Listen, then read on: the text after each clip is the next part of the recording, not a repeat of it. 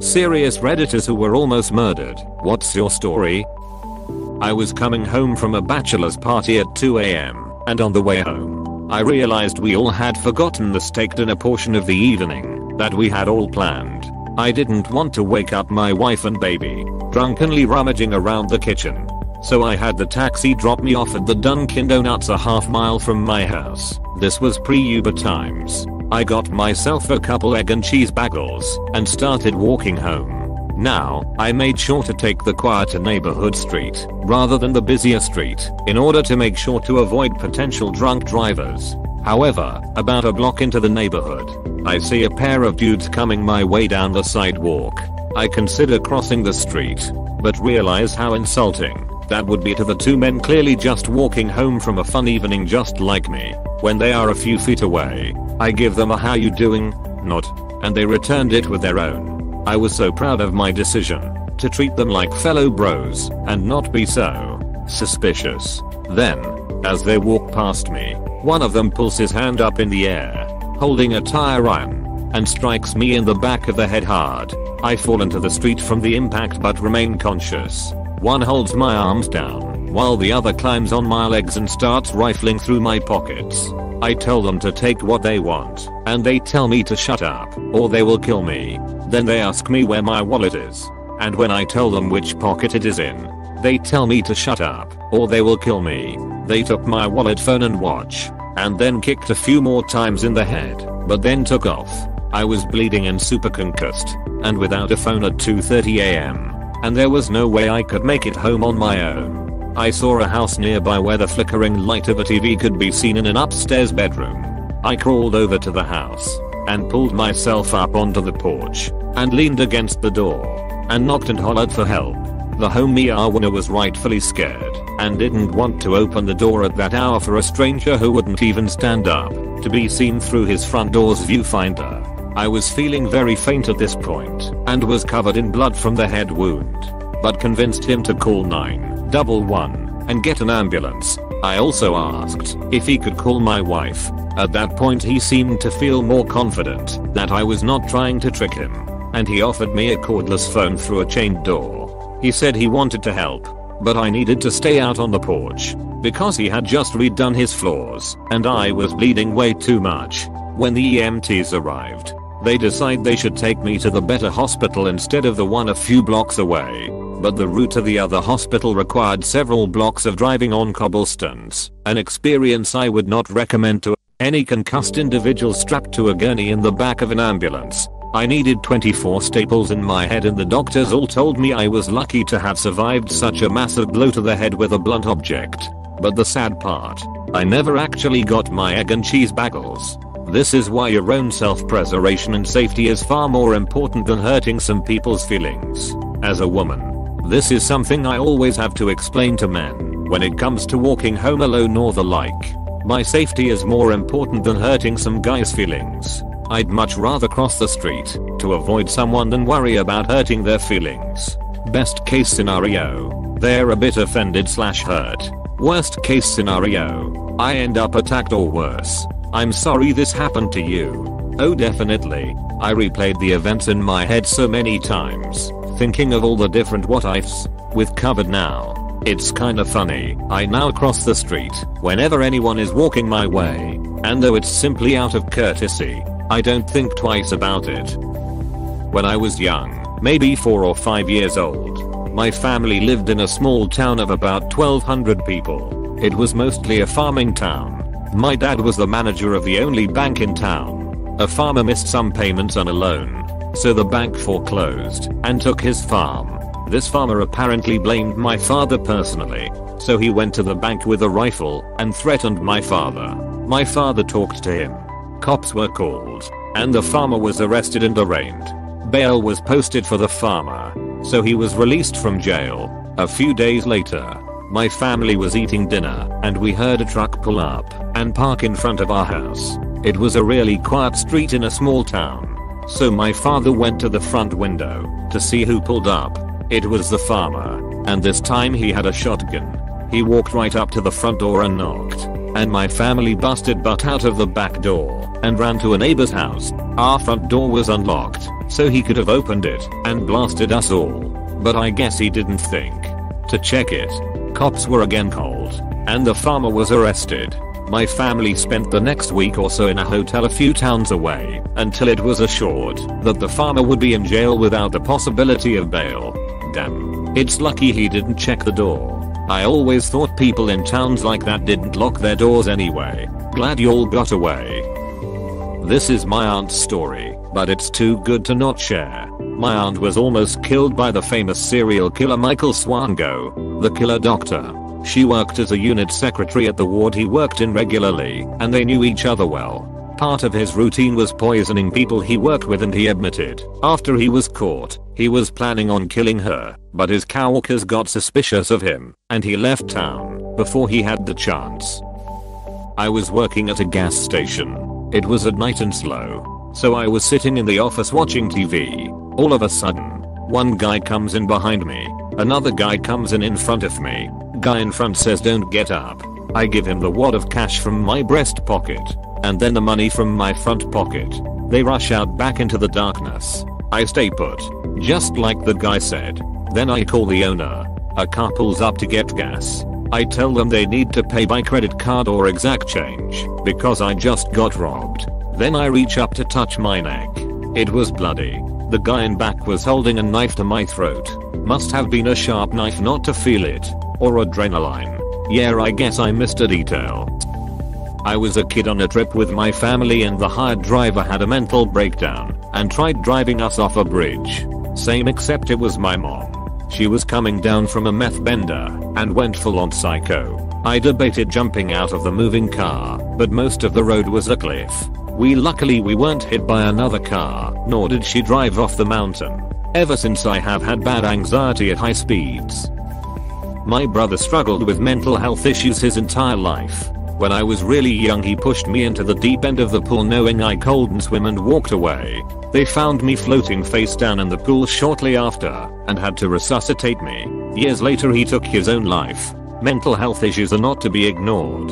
I lived through some terrible abuse due to an older brother that was later diagnosed with several mental disorders, including paranoid schizophrenia. So I can relate in some ways. A game he liked to play with me was smothering me with pillows until I came close to passing out or actually did pee butt out.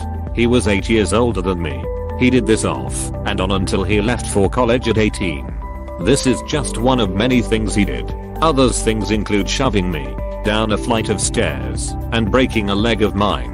Separate occasions. I saw and experienced a lot of shit my parents say they didn't know about until I mentioned it several years ago. He was obviously unbalanced, and they did nothing. Nowadays he lives by himself off of disability, is divorced and heavily uses drugs. I keep contact to a bare minimum for safety's sake, and encourage my friends and family to do the same. Maybe a little bit of a stretch, but my closest brush working at a university. Guy called the office saying he used to attend, wanted to re-enroll, but had such a strange set of circumstances that he was elevated to me. After a few minimums, I could tell something was off.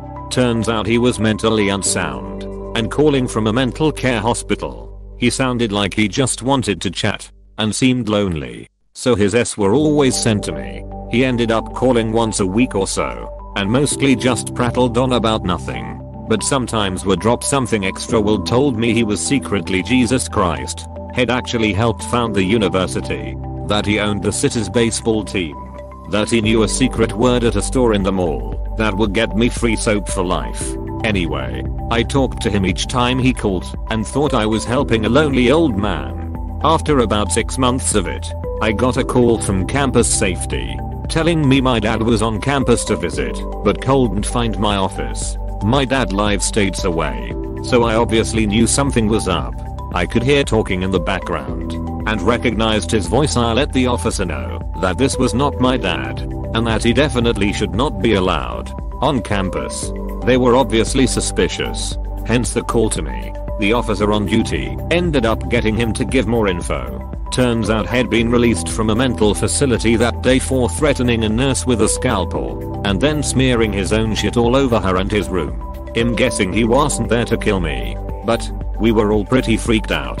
He still calls every once in a while and we just forward him to the campus officer who knows him. Last I heard, he called from jail. Okay. Wow. I work at a community college and occasionally this guy calls. Last I heard, about 3 months ago, he was in a mental facility. So many people on campus have talked to him on the phone. I know I've talked to him for an hour and a half one day. He cussed at me a lot. But I felt like he also just needed someone to talk to. He eventually went to one of the branch campuses and threatened them. We all had to write a report each time we talked to him. They banged him. Finally. When I was 19 I dated a girl whose dad was a pie show. Was probably just over 5 feet tall but all muscle. Did a bunch of time in prison for drugs and violent crimes. Once had a guy cut him off in traffic. Followed the guy and finally boxed him in. Tore open his car door and held a knife to the guy's crotch threatening to cut his dick off until the guy wet himself. This level of crazy didn't find most of this out until after the fact. Me and her lived together in an apartment. I worked afternoons. She worked days. There was a couple hours in the afternoon when no one was there. Had a day off one day and was running some errands. Came home in that time frame when no one was normally home, and her father came walking out of our bedroom. I asked him what he was doing there, and he told me because he liked me, he would be honest. He said he was there to rob us. He was on drugs and was in the middle of a crime spree. Held up a bunch of people in the complex who were entering or leaving the building. Then came through our bedroom window. He said he looked around and didn't find anything, so he was on his way out. He said he wouldn't hurt me, but if I ever told anyone this happened, including his daughter, I would disappear and no one would ever find me, and he walked out. The whole time he was talking to me, all I could think of was don't give him a reason to attack me. That and I had a coffee cup in the living room with almost $1,000 in it. Thankfully he didn't find that. I thankfully never saw him again. My relationship was on the rocks and this gave me the needed push to get out of there. I never told anyone what happened until after he died. Edit. Just thought of another situation where he could have killed me and also demonstrates how crazy he was. He went away on a hunting trip, and while he was gone I came over one day after she got home from school. She was a senior in high school at the time. Her mom was at work and we just sat around on the couch for a couple hours. No exaggeration.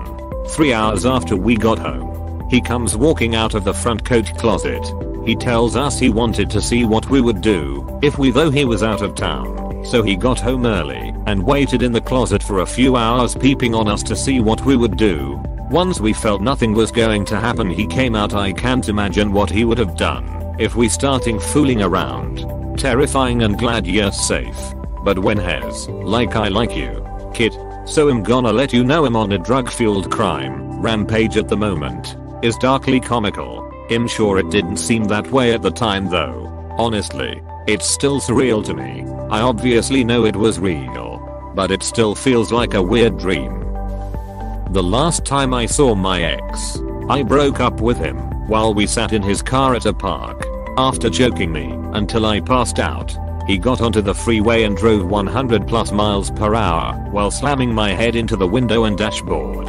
I was able to get out of the car at one point when he got off the freeway and ran into the street screaming, trying to wave down a car but no one stopped. He was forcing me into his trunk when a man pulled over and started filming him and I ran onto a bus.